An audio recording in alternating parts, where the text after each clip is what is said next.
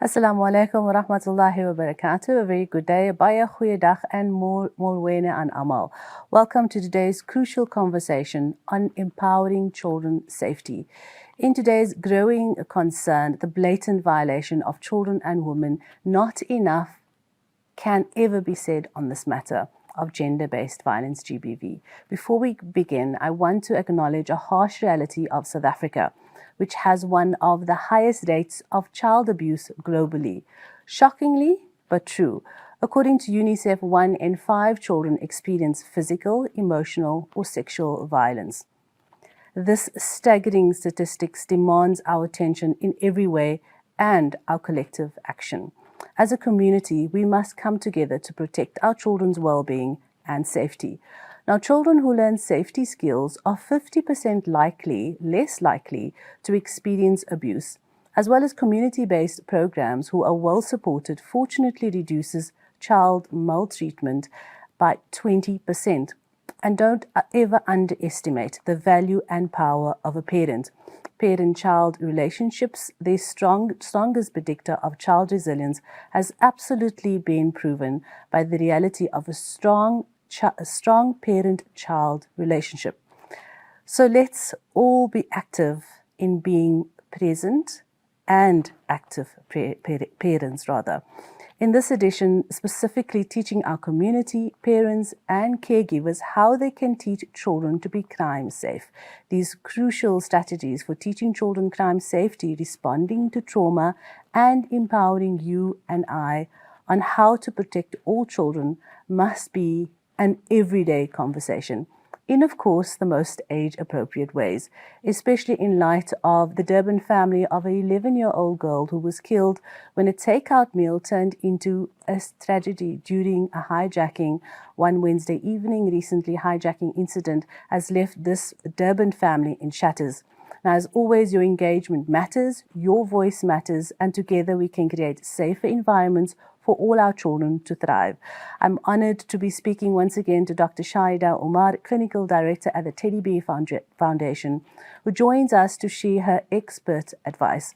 Assalamu alaikum to you, Dr. Shaheda Omar, and welcome back to Life Matters. Wa alaikum salam wa rahmatullahi wa barakatuh. Shukran dalilan for this opportunity.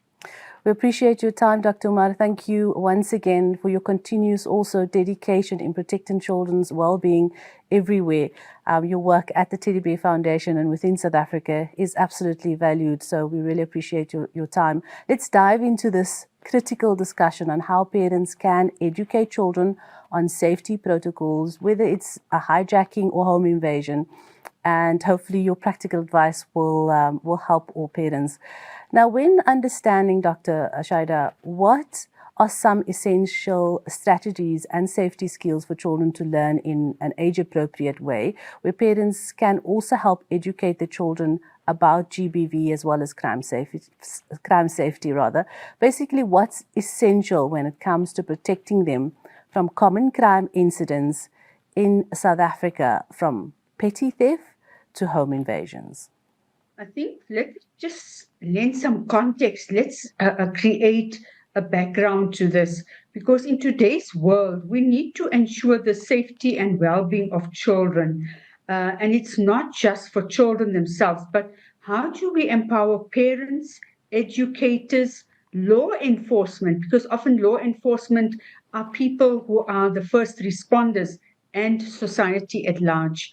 Now, we know that children are facing multiple risks, whether it's direct victimization, whether they're exposed to criminal behavior, or even engaging in illegal activities. I think those are the things that we have to address. We are also finding that many more children are facing online threats, exploitation online, which also lends itself to other challenges regarding child trafficking, transactional sex, the cyberbullying, the depression, anxiety, and even completed suicides as a result of this online engagement with people. Sometimes they know, but very often with people they actually do not know and project themselves to be peers, age mates, and are not. These are potential traffickers, pedophiles lurking online to prey on children. So I just wanted to contextualize the many challenges and risks that children are faced with on a daily basis. Now, you're focusing on preventing the victimization, but we need to also understand that crime involving children typically manifests in two ways. There's victimization and there's delinquency. Now, victimization refers to children being direct targets, whether it's physical abuse, sexual assault, bullying, as you described, kidnapping, murder, cyberbullying, and even robbery. You described a very sad and tragic case of a young girl being killed, in Pietermaritzburg. Now, looking at delinquency, this refers to criminal activities committed by minors. These are children under the age of 18 years, and this could include theft, vandalism, so vandalizing property, destroying property, drug and alcohol abuse, and other illegal behaviors where children are also partaking in the recruitment of potential child trafficking victims, where children are actually lured into these syndicates, into this organized crime, and are actually becoming partisans in exchange for money. I think that that's something that we have to be aware of and be pragmatic on. So what do we do? The first line of defense against crime is ensuring that children grow up in a safe environment. And this could include, or first and foremost, their physical surroundings and the people they interact with. So proper supervision and monitoring of children's activities, especially when they are in public spaces, whether it's at school, whether it's on the playground, whether they've gone to friends to play games with, or they in recreational facilities playing sports. I think this is essential that parents are monitoring the whereabouts of their children, who they're going with, who is accompanying them, who are the people that are coaching them in sports. We have to be very cautious around this. Moving forward, we've seen a lot of incidences of sports coaches, whether it's the swimming coach, whether it's the soccer coach, where they have violated children under the pretext of coaching them, even tutors, whether it's a maths tutor, an English tutor, behind closed doors, there's been a lot of sexual abuse, intimidation, coercion, threats, which has silenced children, and children often find themselves trapped in the cycle of abuse. So the first line of defense is parents need to be aware, to engage in communication, which you so beautifully articulated, age-appropriate communication. It's essential that children are always supervised. Now, one cannot be a policeman, standing in front of your child or sitting in the company of your friends. But it is important that there's supervision in unfamiliar environments, high-risk environments, and parents should be engaging in communicating with their children daily throughout the day, and ensuring that they are aware if their child is safe and who their child is with or what their child is doing. The other thing is to look at safe spaces. So communities, schools, and homes must prioritize creating safe spaces for children.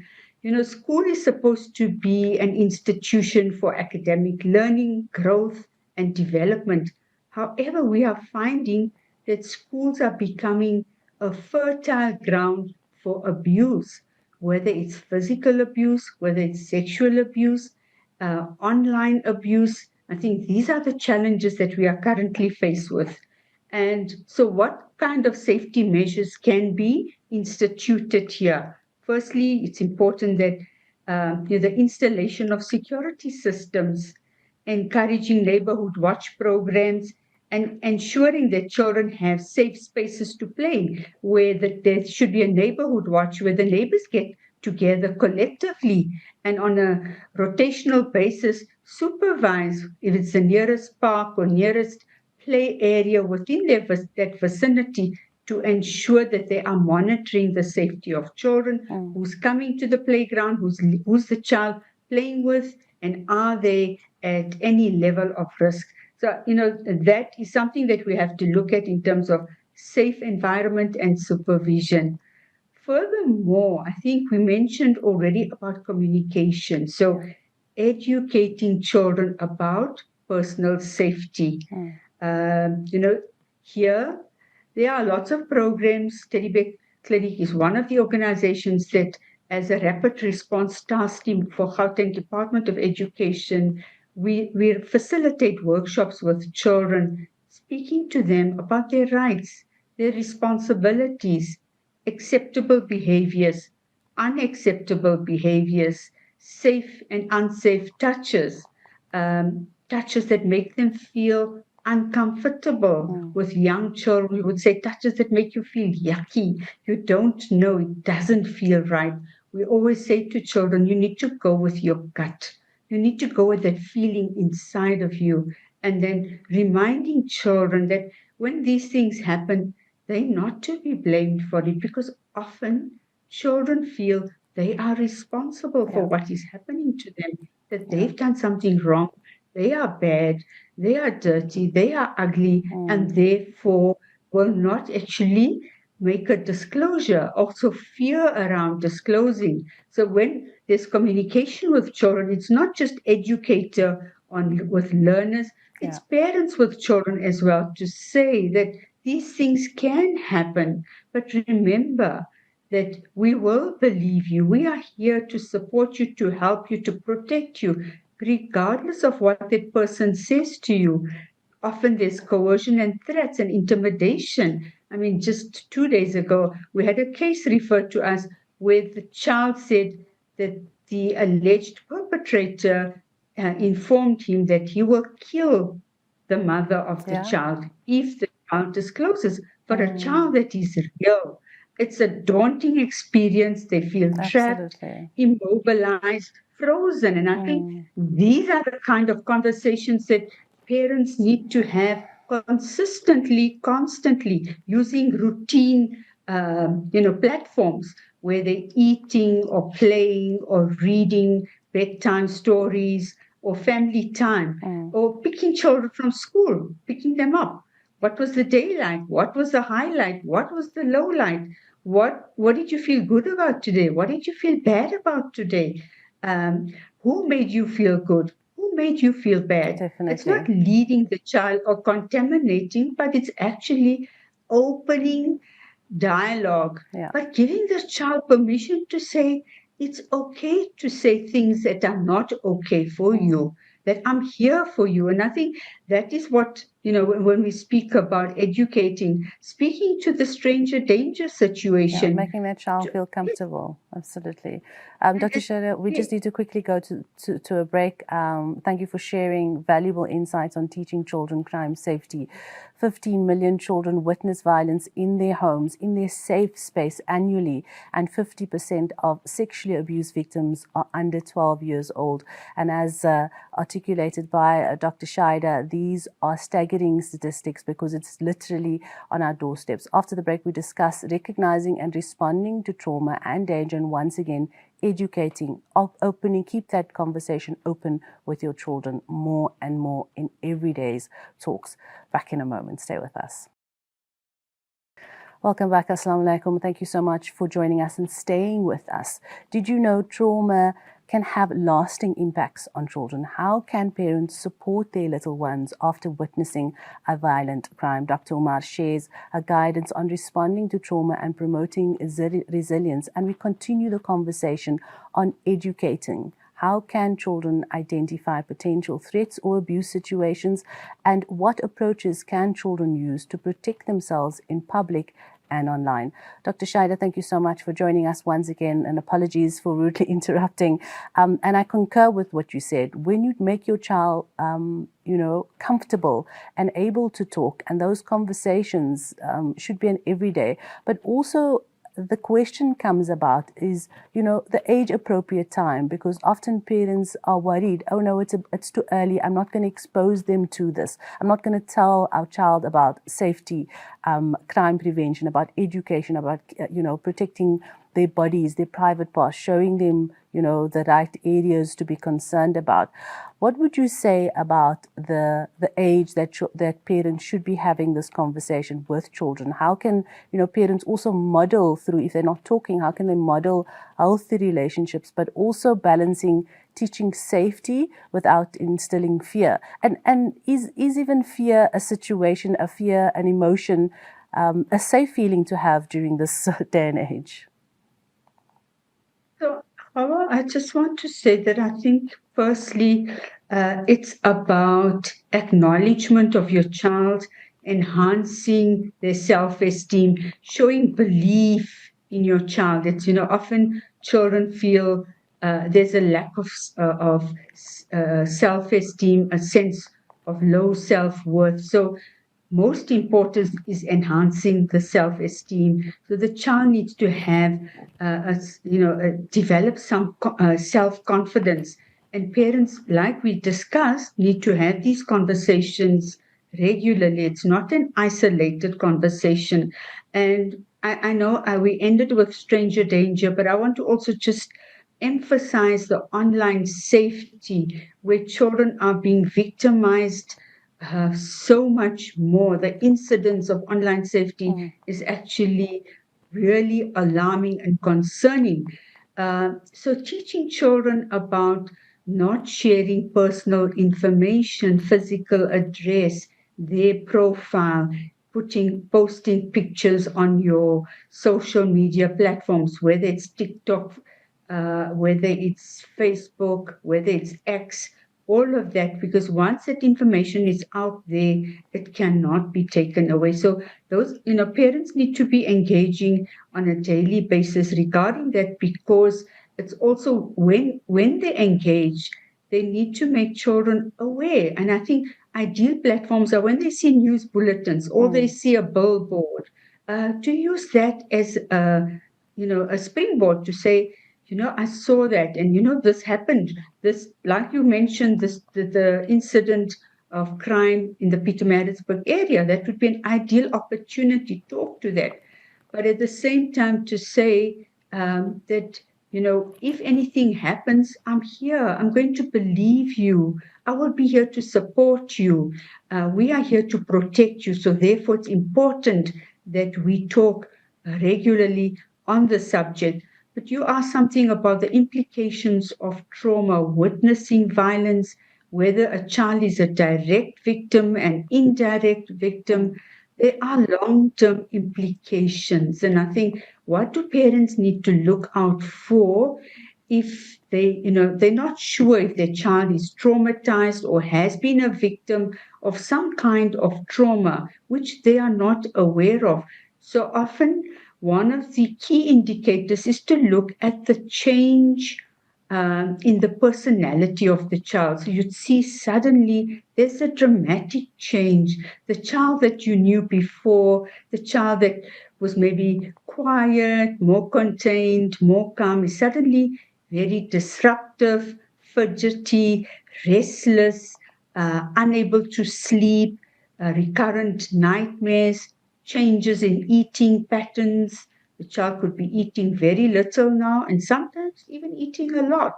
Lack of concentration, where it's also impacting on the child's ability to complete tasks, both within the home environment, but even within the school context, where the child is struggling, is not coping with daily functions.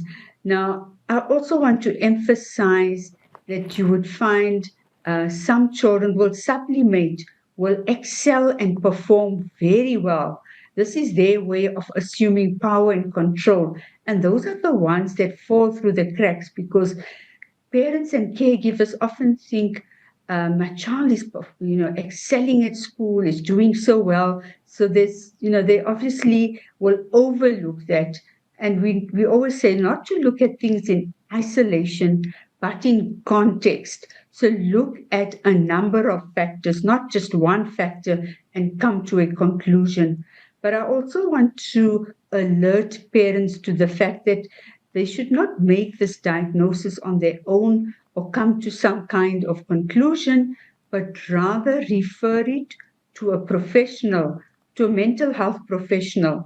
When in doubt, contact any professional body, contact the Teddy Bear Foundation, contact Childline, contact psychologists, contact social workers. There's an array of professionals that can be reached out to. Contact SADC, the South African Depression Anxiety Group, and then do follow-ups that my child is in need, my child is acting out. Sometimes there's behavioral disorders, or as we've talked so many times, that the child is labeled as a bad child, a mad child. And we know that actually that child is deeply troubled. The child has been subjected or exposed to some kind of victimization and is not in a position to express himself or herself appropriately or adequately. And then they start manifesting symptoms, whether it's somatic complaints or stomach, headaches, loss of bowel or bladder control, regressive behavior, aggressive behavior. Sometimes you don't recognize your child. I don't know what's going on. My child is absolutely uncontrollable. These are all indicators that something is happening. This child is crying out for help. There must be some underlying trauma that is contributing to the child's behavior. So I think, one needs to always look at things in context, and the key takeaway message is to speak to professionals on support and intervention. Your guidance on parents' response to child's GBV and crime-related experiences is hopefully something that we need to adhere to and, see the signs of trauma, of any distress that parents can look out for. But what about caregivers, Dr. Shaheda, when it comes to them prioritizing their own mental health while supporting a traumatized child? And, I think you are raising something so pertinent and important, and parents and caregivers often feel guilty. They're often racked with guilt and blame themselves for what is going wrong in their child's life. And I think, again, I would say to parents and caregivers, you need to move away from the blame game, shift that blame to saying that this child is actually asking to be rescued, but it's also something that's not within your you're not in a position to actually deal with it, and there's absolutely nothing wrong. It's not seen as a sign of weakness. One should consider it a strength that a parent or a caregiver actually reaches out for help, but seeks consultation with relevant professionals to say, I'm not coping. I don't know what to do. I don't have the answers. I'm not managing. My child is so disruptive, is so unruly, is uncontrollable, leaves home and doesn't come back till midnight, doesn't explain anything, or my child is self-cutting and cries all the time and I don't know what to do. I think, again, the key message here to parents as well, it doesn't mean that you are a poor parent, a parent failing your child, a bad parent. It's just that your child needs help. Your child is asking for help, and you are actually authentic when you say, I don't know what to do, because parenting does not come with a manual. You are not expected to have all the answers. Nobody has the answers. And therefore, reaching out and getting that kind of support, and even attending joint sessions with your child, because there's misperceptions, misunderstandings, and this could definitely be resolved in a professional and safe space. Thank you, Dr. Shaheda Omar. Your words have given us much food for thought on highlighting the importance of addressing trauma. Early intervention reduces long-term effects of trauma by 50%, and trauma affects children's brain development, which impacts their learning and behavior. These are just some of the stats, as well as 70% of children who experience trauma actually develop mental health issues. So by acknowledging and supporting children's emotional needs, we can foster healthy coping mechanisms for them and for us. Now, we do understand this topic can be emotionally challenging. If you or someone you know is affected by child abuse, please reach out to Childline South Africa or the Teddy Bear Clinic. After the break, we continue to discuss safety education and highlight the possible prevention, building blocks, resilience, and also support that you or your child might need. Back in a moment. Do stay with us.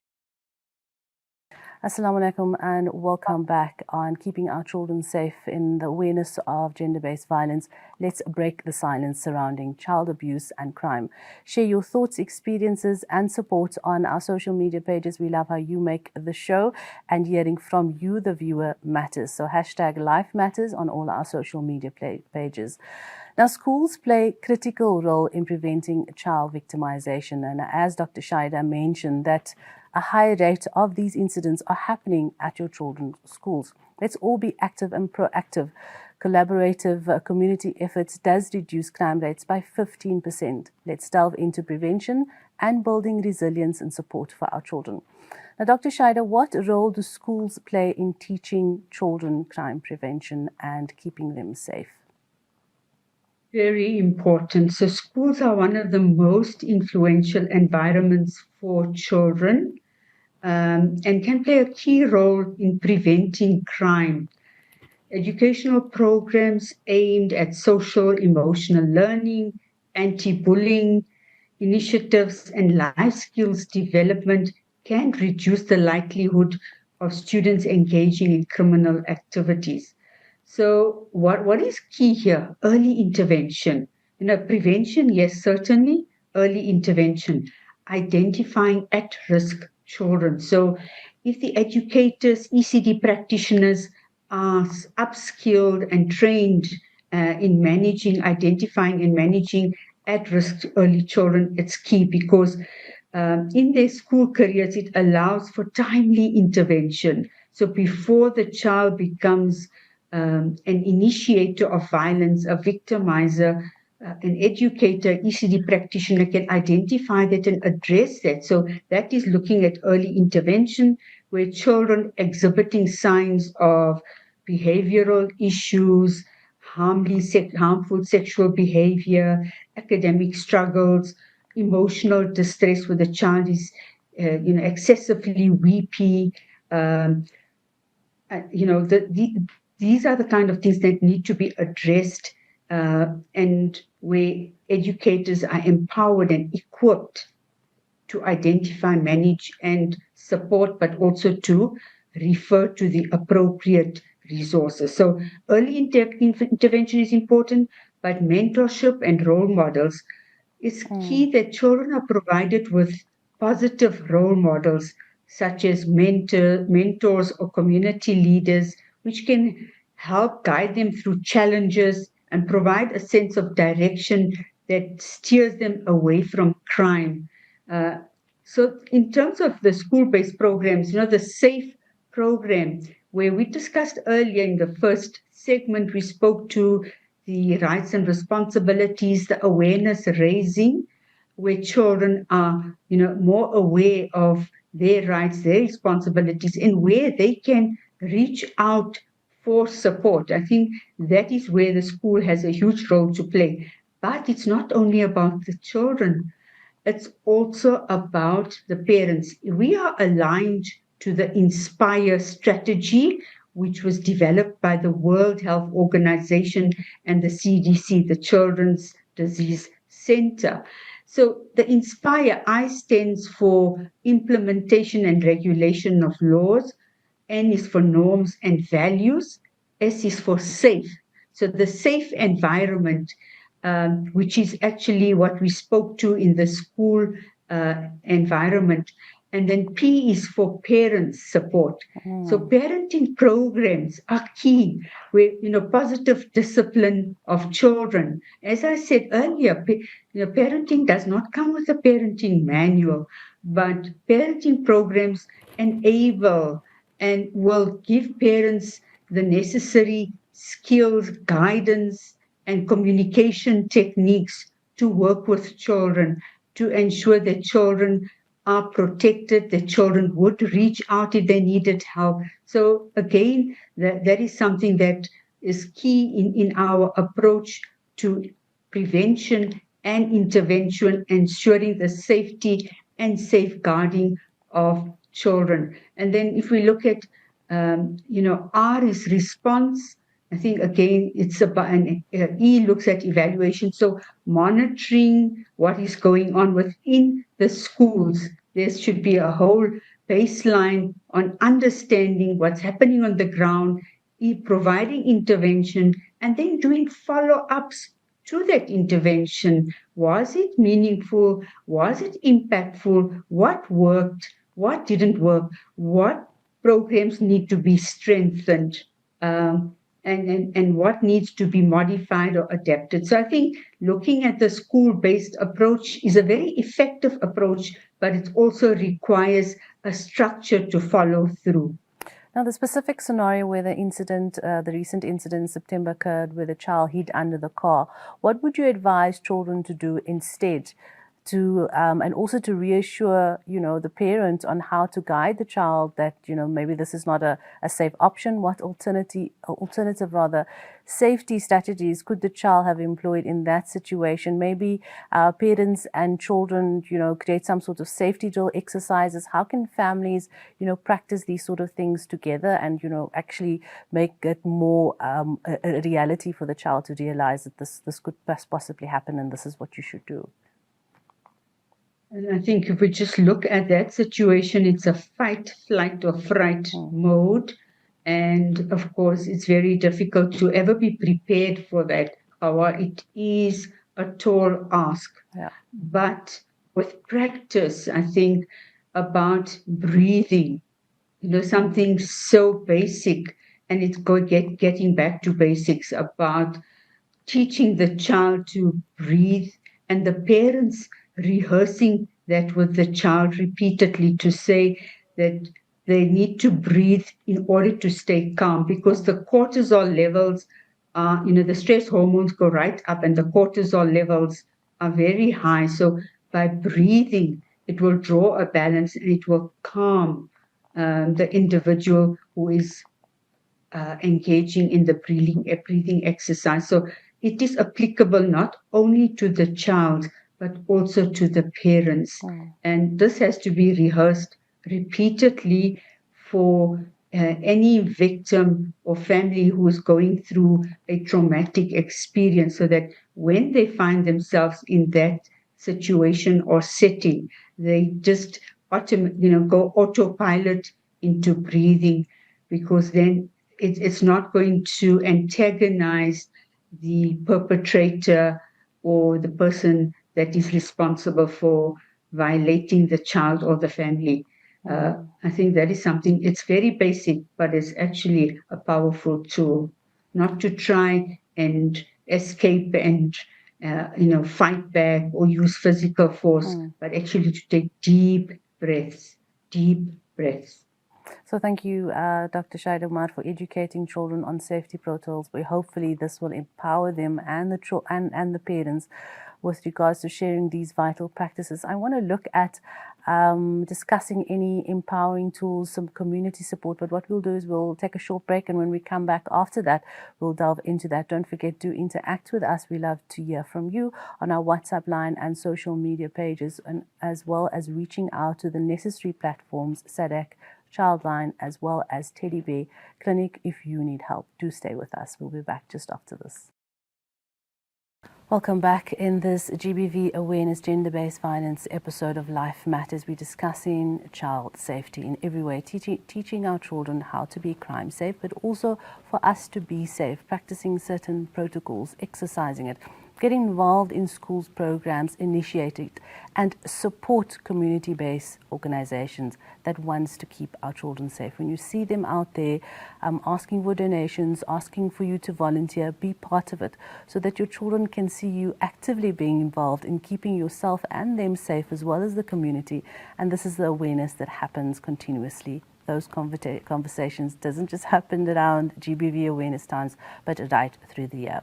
As we discussed in our previous segment, safety education is a continuous conversation to have with our children.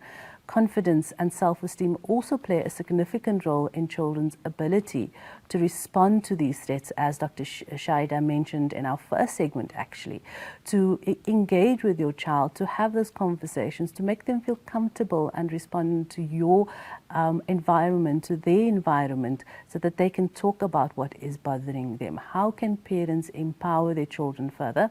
Dr. Omar explains this crucial aspect, rather. Dr. Shaheda Omar is the clinical director at the Teddy Bear Foundation, and also recently attended an international conference when it comes to keeping children safe and GBV. Dr. Omar, could you just share some of the thoughts and discussions around this conference that you recently attended? Okay, so this was the first global ministerial conference on ending violence against children. It was a high-level ministerial delegation where children's voices were brought to the fore. So pledges were made, a call to action, children's resolutions from the different countries. There were 104 countries who brought pledges from children in their respective countries, where they came forward with resolutions to end violence against children.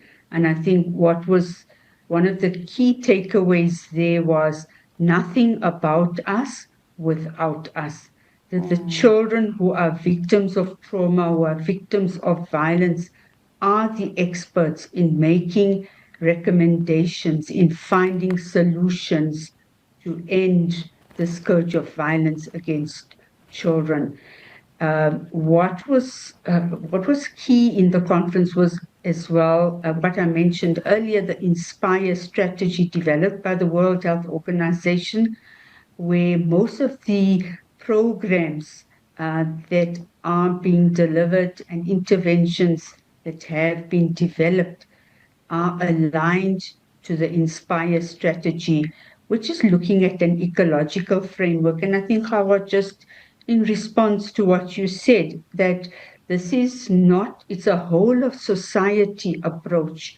It's a multifaceted approach, multidimensional, intersectoral, with multi-professionals. So it's not just the child, the family, the school, the community, government, civil society, community-based organizations, faith-based organization.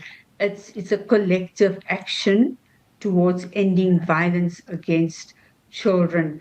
And I think what also came out of that conference is that if child abuse is to be eradicated, we will see that there would be a reduced incidence in drug and alcohol abuse, domestic violence, and other challenges that we are currently faced with, that these are structural drivers of violence, and it starts with the child. So ensuring that children are protected and safeguarded against any form of violation is key. And if we look at the measures that can be instituted, looking at community policing, community-oriented policing strategies where police officers build trust and relationships with local communities, enhancing the safety of children. They are visible, they are engaging in their respective communities, and the first persons to notice any sign of distress or criminal activity in that community. But also offering youth programs where police departments have outreach initiatives to help children stay engaged and avoid negative influences. So these kind of programs can foster trust between people and our young people and law enforcement, preventing the criminalization of at-risk children. I think we have to understand that it's a whole of society approach, and everybody is responsible for the protection and safety of children. But we also need to understand that legislation has a huge role to play, and law alone is not enough. Budgets are necessary. I think one of the messages that came out of this conference is that if $1 is invested in each child, it will yield a return of $7. So I think this is what we need to be looking at, a holistic approach to ending violence against children. Often we want to look at the in dollar investment, but at the end of the day, what is the cost of a human life? And they're putting $1 to that. More should definitely be added. But let's start somewhere and let us promote that voice. So, Dr. Shaheda, with hearing the children's voices, those that were affected, self-esteem and confidence definitely does play a role in the children's ability to also respond to possible threats or abuse. How can parents encourage these children to trust the instinct rather? Let's talk about the instinct of that child when prioritizing their safety. Let's talk about how parents can, and I'm sure you have elaborated on that, but once again to reiterate, how parents can encourage children to trust their instincts. How can we put that across to them that they can understand? We look at a little child starting from the ECD phase. We start talking to them about bodily autonomy and respecting of their own bodies first, because if they learn to respect, they learn to love, they learn it's also part of protecting their space, creating that safe space. So by addressing that, one also brings in the element of empathy, because if they're going to protect their body and prevent it from being harmed or endangered in any way, likewise, they should they should treat the next individual or person or child that's in front of them in the same fashion, that their space also needs to be safe, that body also needs to be respected. So starting with children from a very young and tender age is the way to communicate, to instill empathy. It's respect and empathy. With older children, of course, it becomes more complex as we speak to the bullying, the anti-bullying, the zero tolerance for bullying, but also looking at problem-solving skills, conflict resolution, relapse prevention. What measures can they put in place? The impulse control issues, that when they feel they're losing control and anger is taking charge of their body, they need to be reminded, like, who's the boss of your body? Is it the anger impulse, or are you the boss of your body? What can you do when you see those triggers emerging? So that's all part of relapse prevention, but also at the same time, how to resolve these kind of conflict situations in moving forward, and what is the better outcome. Role playing with older children is also something very effective, where they can see the different outcomes, the desired outcome and the negative outcome, and the consequences of both. Let's look at community support, Dr. Omar, when it comes to families that have been affected by crime, GBV, femicide, any sort of abuse. Are there facilities, are there resources available for those families seeking counseling or therapy that has been affected by crime or GBV? So, Gouwah, you asked such an important question. I think this is still work in progress. If we look at the GBV political landscape, and if we look at the National Strategic Plan on GBV and focusing on the 6 pillars, there are ambassadors when we look at care, response, and support, where the communities, some communities have volunteers, ambassadors that go door to door, reaching out, and people can reach out to the command center, which was not working for a while, and it's actually being operationalized again. So that kind of support is a phone call away, where somebody would be directed to respond to your crisis or your emergency. But also the community policing forums, where these are volunteers in the community trained and sensitized on how to communicate with victims of gender-based violence, but at the same time also empowered on the resources that are available for women and children. So these, as I said, it's work in progress. If we look at the urban areas, they are more well-resourced. In the urban areas, less well-resourced, but a lot more work needs to be done in this area.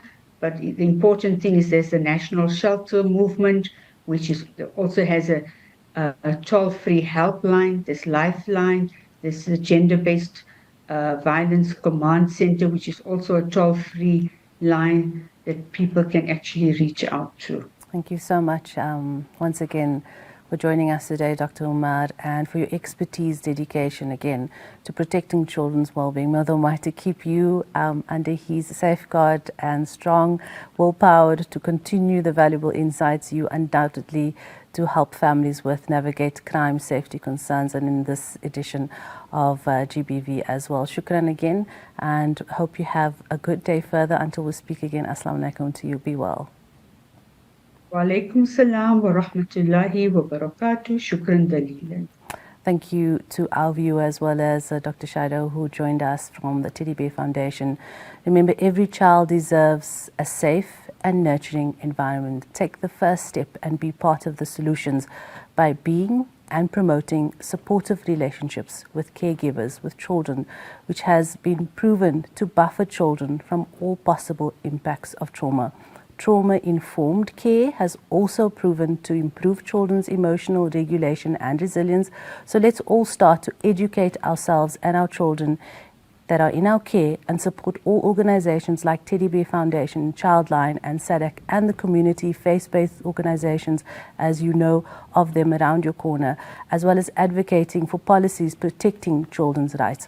For more resources, please do visit their websites and connect with them on their various platforms.